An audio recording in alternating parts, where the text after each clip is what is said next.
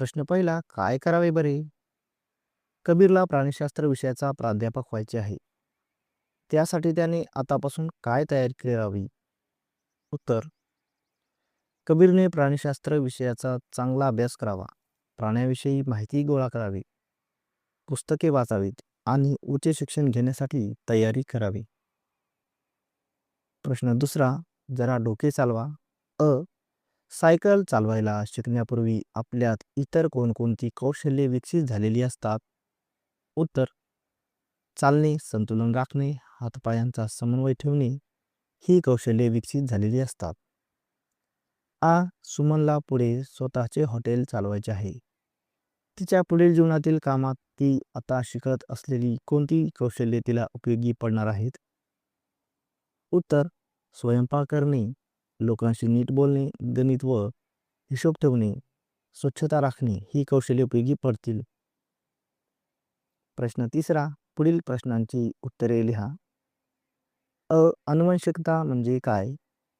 उत्तर, आई वडिलांकडून मुलांकडे गुणधर्म जाण्याच्या प्रक्रियेला आनुवंशिकता म्हणतात. आ.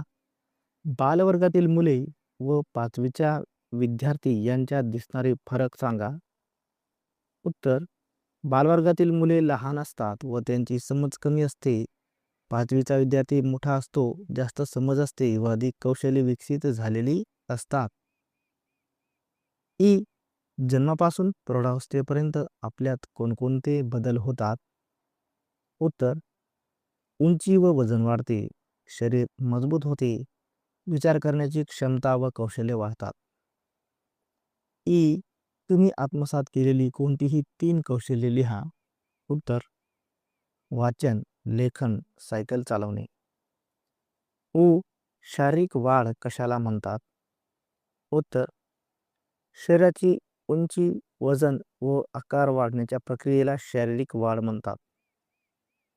प्रश्न चौथा, चूक की बरोबर ते सांगा. अ.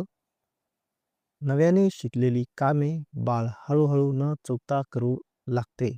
उत्तर, बरोबर. आ. जन्मतःच आपण कौशल्ये आत्मसात केलेली असतात. चूक. ई. स्वतःची सर्वच कामे आपण स्वतः करत नाही.